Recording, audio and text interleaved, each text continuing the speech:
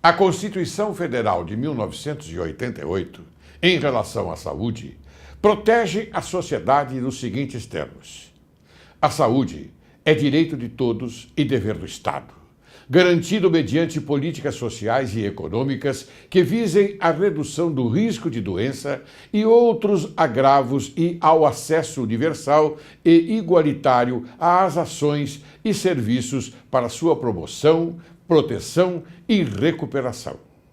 São de relevância pública as ações e serviços de saúde, cabendo ao poder público dispor, nos termos da lei, sobre sua regulamentação, fiscalização e controle, devendo sua execução ser feita diretamente ou através de terceiros e também por pessoa física ou jurídica de direito privado. A assistência à saúde é livre à iniciativa privada.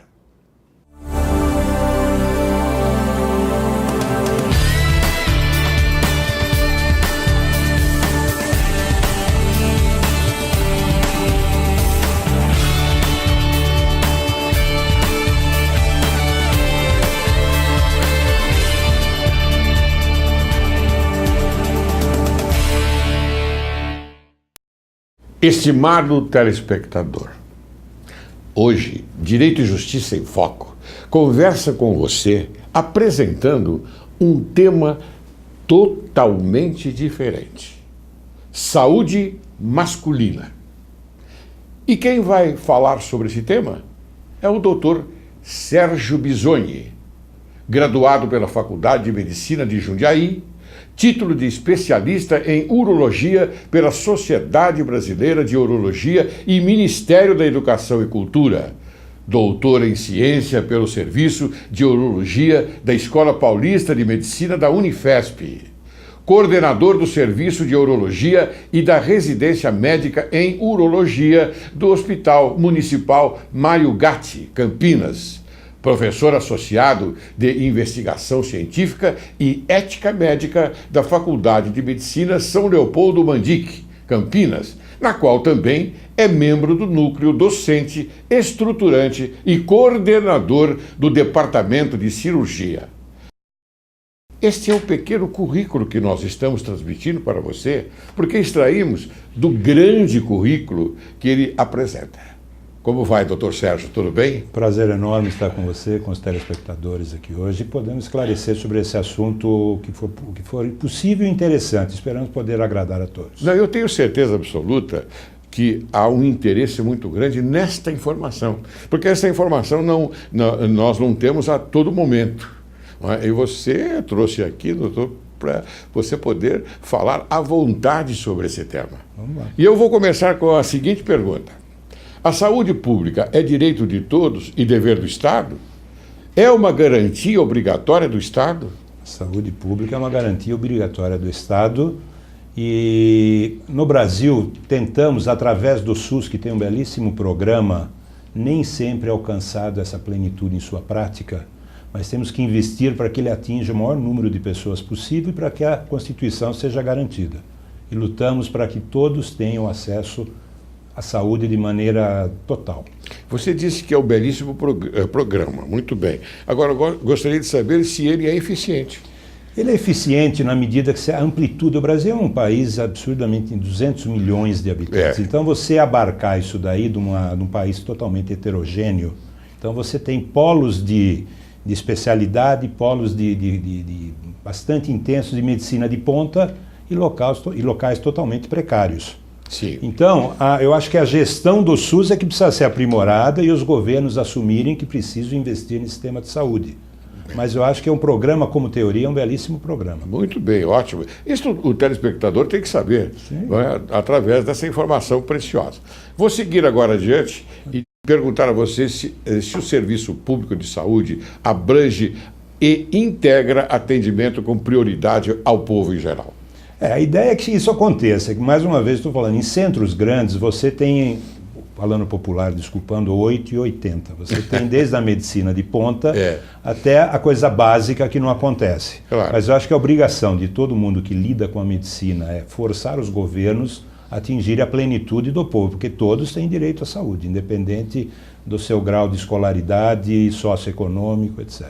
O atendimento gratuito, né? Sim, o atendimento gratuito por responsabilidade do Estado. Perfeito. Quem quer alguma coisa a mais, algum plus, seria o a mais, mas o Estado tem a obrigação de fornecer essa saúde a todos. É ótimo. Essa informação também é bastante preciosa. Bem, caro doutor Sérgio Bisogni, eu agora vou entrar diretamente no tema proposto, que é a saúde do homem. Aí você é especialista, porque você é o urologista, um dos mega urologistas que nós temos no Brasil. Eu posso dizer isso porque tenho essa informação. Não é? E fazemos o possível para cumprir nossa obrigação, que acho que é a meta de uma vida toda. Por isso que você está aqui no programa, para você poder passar essa informação preciosa. Não, bem, muito bem. A primeira pergunta. O que diferencia na prática a saúde do homem da saúde da mulher ou da criança? Essa pergunta é interessante no sentido que, desde pequeno, alguém leva a criança ao médico, seja a mãe, seja a avó, seja algum parente. É uma rotina isso, e basicamente na população em geral, sem restrição. Quando vai chegando a puberdade, o que acontece é que as meninas naturalmente vão ao ginecologista, obviamente nos locais que têm acesso, mas hoje é bastante abrangente isso. E os meninos, exceto se tiverem algum problema de saúde mais grave ou pontual, eles se esquecem do médico, eles simplesmente não vão mais ao médico porque a juventude tudo pode. Isso daí, o que diferencia é que depois de uma determinada idade, eles não têm mais o costume de frequentar o médico. Eles acham que vão ter saúde a vida inteira e só esperam chegar as doenças de fato para ele correr atrás disso. Então, qual a ideia que se vende hoje no mundo? É que a partir de uma determinada idade, o homem tem que procurar espontaneamente o médico para cuidar de si e, com isso, evitar problemas graves no futuro. Mas eu gostaria que você acrescentasse a seguinte preocupação. É uma questão cultural isso? Com certeza, é uma questão cultural. Na verdade, ainda temos resquícios com todas as atividades feministas do mundo do patriarcalismo, né? Certo. Ou seja, é uma sociedade patriarcal praticamente ocidental e oriental. E o homem sempre se caracterizou como forte da família, o que não é o inatingível em todas as situações. E a gente sabe que muitas vezes ele é a parte mais frágil, né? É verdade. Mas na cabeça dele ele procura, só vai em última instância. E isso é o que diferencia da mulher. Quer dizer, então, talvez ela seja bem mais inteligente que os homens não se precaver antes. Quer dizer que nós temos que dar uma flexibilidade nesse machismo e pedir, então, que as crianças, o adolescente, comece a frequentar o consultório médico desde o momento certo. Qual seria esse momento? Na verdade, a partir do momento que essa criança convive com o pai, a figura do pai indo ao médico, uma coisa natural, fazendo uma prevenção anual, naturalmente ele vai se encaminhar para isso. O que nós tínhamos até então? O pai não ia ao médico, esperava cair de cama para poder procurar o médico. Então hoje a coisa está se mudando devagarinho, mas vai caminhando. Muito bem. Agora vamos falar da saúde masculina dos jovens, propriamente dito. Eu gostaria que você contasse um pouco sobre a infertilidade, sua definição, caracterização e como se faz a avaliação do homem. O que acontece é o seguinte, o jovem geralmente é saudável, né? A grande maioria, graças a Deus, a natureza é sábia, e ele só vai, quando jovem, ele procura um médico, estou falando do rapaz, o homem, por problemas ou de estar tendo dificuldade para engravidar, ou ele já é casado, o casal jovem tem um número de filhos e depois ele quer restringir esse número, fazer o planejamento familiar. Então a infertilidade, o que é infertilidade? É um casal jovem que depois de 1 ano sem nenhum método anticoncepcional não consegue engravidar, tendo vida sexual normal, etc. e tal. Então esse jovem começa a angustiar e até muito recentemente, até a década de 50, 60, tudo era culpa da mulher. Mas há um número considerável nesse sentido? Sim. Então, isso que antes era sempre a mulher. De 1950 para cá nós consideramos que 30% das causas de infertilidade são masculinas. E se você somar o homem com algum grau de infertilidade mais a mulher com alguma alteração, isso vai para perto de 50% das causas são masculinas. Nossa. E até então a coitada da mulher é que levava a culpa, não conseguia ter filho homem. Quantos reinados não rolaram sobre isso? É verdade. Isso em épocas passadas era importantíssimo, isso dos reinados. O monarca jamais tinha problemas. Não, teria que ser um filho homem, para poder prosseguir, não é, isso na monarquia, não é? Então, quando o casal nos procura, geralmente é o casal, a mulher, mais uma vez, geralmente carreia o homem para dentro do consultório. Vamos aguardar. É iniciativa da mulher. Maioria das vezes, na grande maioria das vezes, é iniciativa da mulher, porque ela sabe que ela dispõe de um período de vida pré-determinado para ter uma fase bastante fértil, que é até os 35 anos. Então ela fica angustiada quando ela não consegue resolver e leva o marido. Alguns vão por vontade própria, outros um pouquinho ameaçados. Mas, na verdade, eles chegam lá, a gente tem que avaliar essa pessoa como um todo. Tem que tirar a história clínica dele, saber as doenças que ele possa ter tido, fazer um exame físico e, eventualmente, um exame laboratorial. E, com isso, a gente consegue caracterizar a infertilidade masculina. Muito bem, me diga uma coisa, já que você tocou na fertilidade da mulher, que chega a uma idade aproximada de 35 anos. Então, pergunto a você, e tenho certeza que o telespectador, normalmente a mulher que está assistindo esse programa, ela perguntaria, mas quer dizer que após os 35 anos eu teria dificuldade em ter um bebê? Não, na verdade é o seguinte, a fase mais fértil da mulher ela é atingida até os 35 anos. Quanto mais jovem, a partir dos 18, 20 anos, ela é mais fértil. O que acontece é que com os métodos que a gente dispõe, com a medicação que a gente dispõe, hoje é possível ter filho até 40 e poucos anos e pelos laboratórios de fertilização assistida até mais que isso. Mas o ideal, o natural, é que até os 35 o casal se encaminhe para um planejamento de gravidez. E se isso não acontece, tem que saber por quê e tentar tratar para correr contra o tempo e aproveitar essa dádiva da natureza. Muito bem.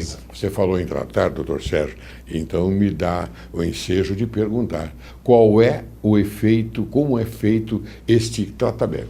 Na verdade, você tem que fazer o diagnóstico do que está acontecendo. A gente tem que imaginar o seguinte, o testículo do homem é a fábrica de espermatozoide, é ali que tudo funciona. Então, qualquer doença que acometa aquilo lá pode levar a uma disfunção, pode levar a uma esterilidade. Então, nós temos que o jovem, a criança, pode ter um defeito congênito, que o testículo, por qualquer razão, não foi para o lugar dele. Pode ter tido alguma infecção, uma cachumba, por exemplo, que desceu para o testículo durante a juventude, a puberdade.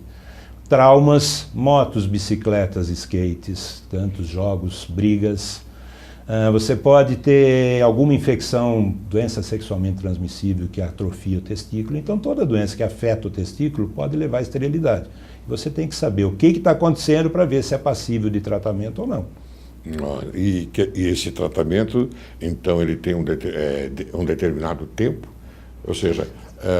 Não, dependendo, assim, o grande problema inicial é quando ele não produz nada, é zero de espermatozoide, que a gente tecnicamente chama de azospermia. Aí é um quadro mais grave. Mas quando tem variações, você tem que avaliar. Hoje você tem o laboratório de fertilização assistida, você tem algumas drogas eventualmente, você tem uma doença que é relativamente comum, que chama varicocele, que na verdade são varizes próximas ao testículo que pelo calor não deixam ele produzir espermatozoide. Então são correções que você tem que fazer de acordo com o diagnóstico. Mas tem recurso para praticamente tudo hoje em dia. Mas você fala na produção de espermatozoide. Isso no jovem, né? Quando ocorre esse problema no jovem. E na idade mais avançada, há possibilidade também de não produção de espermatozoide? Isso daqui pode ocorrer ao longo de toda a vida, mas o homem tem uma característica que difere da mulher. Ele saudável, ele pode ter filho com bastante idade, coisa que a mulher é limitada pela natureza. Então, a mesma coisa, a pessoa pode sofrer um acidente, pode ter um tumor de testículo, que acomete geralmente na faixa de 20 a 30 anos, pode ter uma infecção grave que destrói o testículo, pode ter um diabetes que complica com uma infecção. Então, tudo isso pode levar à infertilidade. E tem homens que já tiveram filhos e que, por alguma intercorrência dessa, depois pode passar a não ter filhos. Mas o importante é saber o que está acontecendo e orientar o casal. E como a mulher normalmente já vem estudada pelo ginecologista, a gente tem que orientar o ginecologista como se conduz nesses casos. Muito bem. Você tocou num assunto importante, que é o laboratório de fertilização. Então, eu pergunto, não é assistida em relação ao homem estéril, obviamente. Mas como é que se desenvolve isso? Esse é um dado relativamente novo quando você compara a humanidade. Quer dizer, isso é da década de 90, 80, 90 para cá. São laboratórios que conseguem se interferir no processo de fertilização masculino e feminino. Então, são procedimentos e quando a pessoa não tem espermatozoide, até a década de 80, ele estava fadado a não ter filhos. A partir disso, a medicina foi se desenvolvendo de uma tal maneira que hoje você é capaz de, através de um pequeno corte, captar espermatozoide com um microscópio e colocar dentro do óvulo. Esse óvulo se desenvolve numa placa em 2, 3 dias, depois coloca-se no útero da mulher outra vez. Então isso abriu uma perspectiva enorme para se conseguir filhos em casais que 30, 40 anos atrás era inimaginável. Nossa, a ciência está muito avançada. Agora, o que a gente se preocupa é que isso seja estendido para toda a população. Claro. Hoje é um procedimento caro e elitista. Algumas universidades, a Unifesp, a Unicamp em Campinas, a USP, eles têm laboratórios, mas com filas enormes. A ideia é que isso seja expandido para uma população maior. Bom, você disse que o problema é caro, é um tratamento caro, não é? Mas isso é somente aqui no Brasil ou no mundo todo? É no mundo todo, porque você tem que estimular o óvulo da mulher. Isso, a droga custa 3, 4 mil reais a dose. Nossa. Todo um procedimento tecnológico, microscópio, anestesia, sala de cirurgia, laboratório, isso tudo é muito caro. Mas a gente acha que à medida que a coisa aumente de volume e se expanda, pode ficar mais em conta, mas tem que haver alguma ingerência pública nisso. Muito bem. Eu queria então que você explicasse ao caríssimo telespectador o que é a vasectomia. Nós ouvimos falar vasectomia, mas nós não temos uma conscientização de como se processa. Então, qual a indicação e quem pode legalmente ser submetido a esse procedimento no Brasil? Cirúrgico, varicocele, que você acabou de falar, recanalização deferente após vasectomia. Como é que se dá esse processo? Você vê que a vida do médico é ingrata, né? Você tenta criar um filho, ou fazer o casal ter filhos, de repente o casal não mais quer ter filho e você vai fazer a ligadura de um canal para que o espermatozoide não mais saia da pessoa e possa engravidar outra. Então a vasectomia é exatamente isso. A ligadura de 2 canaizinhos que saem do testículo, a gente faz de modo que aquilo não mais progrida e a pessoa não mais reproduza. Isso é um método anticoncepcional definitivo. A mulher pode fazer semelhante a isso, só que ela faz a ligadura da trompa, e a vasectomia é o canal deferente que existe no homem. E esse método, você hoje legalmente, na lei de 1996 do governo Fernando Henrique ainda, quando fala da saúde da família, ele autoriza que todo mundo com mais de 25 anos de idade, mais de 2 filhos, possa ser submetido à vasectomia. E isso é uma legislação. E algumas cidades, e Campinas é uma delas, é oferecido pelo poder público gratuitamente. Só que tem uma peculiaridade. O casal tem que concordar. Depois dele ir solicitar essa informação, ele tem que aguardar 60 dias para ser bastante informado sobre os prós e contras do procedimento. E depois de registrado em cartório, a cirurgia é autorizada pelo serviço público ou privado. É um procedimento bastante uma das poucas cirurgias que é regulamentado por lei. É uma burocracia, né? É uma burocracia. Mas faz o casal pensar se realmente é aquilo que quer. Mas hoje em dia, com esta proliferação, me perdoe, não quero entrar no setor político, absolutamente, mas com a proliferação dessas bolsas famílias que estão aí a proliferar, não é? O casal tem um incentivo para produzir mais filhos, porque sabe que vai ter um rendimento maior. Eu não sei se você gostaria de abordar. Isso estaria dentro desse programa que você acabou de falar, não? Não está absolutamente não. Não está dentro desse programa. Pelo contrário, é um programa de controle de natalidade. Quer dizer, a tentativa é que não haja... o oposto. É exatamente o oposto. O casal poder planejar a sua família do tamanho. Agora, obviamente, as ingerências políticas e ideológicas ocorrem. E se todo o povo fosse culto, fosse informado o suficiente sobre o aspecto, o Bolsa Família seria um dado a mais. O problema é quando isso é manipulado, deixa-se esse povo sem esse devido conhecimento e para que a coisa se multiplique em termos de número de família por problemas ideológicos e políticos. Eu acho que na parte médica está muito claro, o casal que quer tem acesso hoje a esse processo. Porque há uma estrutura no tocante como vou dizer, a colocar o pé no freio num determinado momento, né? Até porque hoje, a família, se não for planejada, fica muito complicado Claro. em termos econômicos e de organização para qualquer casal, pela maneira que se vive hoje em dia. Hoje o planejamento é muito importante. Tem que atingir, sim, esse casal que no início do casamento tudo é flores, tudo é uma maravilha, mas após a longevidade do casamento, então há necessidade, claro, como você bem disse, e eu acrescento, de colocar o pé no freio. Acho que isso, veja bem, tem casal que pode desejar ter 10, 12 filhos, nada contra, mas eu acho que o duro é o que não deseja e não tem conhecimento para saber como parar. Isso que a gente tem que lutar para informar a ele. Claro. Agora, a autonomia de cada um tem que decidir a sua própria vida pelos seus princípios. Muito bem. Doutor Sérgio, me diga uma coisa. Esse procedimento, ele tem consequência? Não, muito pouca. Hoje a gente sabe que não mexe com impotência, não mexe com a micção, não mexe com a disposição de ter atividade sexual. Simplesmente é a ligadura de um canal que não tem ligação nenhuma com a artéria, veia responsável pela atividade sexual. Então, um procedimento já 30, 40 anos de rotina, milhões de pessoas já submeteram a ele, não tem consequências maiores. A única coisa é ser feito em local com credenciamento para não ter consequências da cirurgia por falta de condições técnicas, só isso. Mas a preocupação daquele que não tem conhecimento da matéria, não é, como hoje está percebendo através desse programa, que não há problema nenhum. Não é? E os serviços públicos hoje orientam direitinho as pessoas dos prós e contras. Então, mas você sabe muito bem como as coisas acontecem aqui no Brasil. Você, como um grande profissional da medicina, sabe como é. Bem, eu vou agora chamar o intervalo, mas antes de chamar o intervalo, eu vou fazer uma pergunta em relação a este tema que você está tratando agora, na questão que nós estamos seguindo aí sobre esta explicação. É possível fazer a reversão desse procedimento? Com que taxa de sucesso? Você vai responder após o intervalo. Se aguarde que logo, logo retornaremos.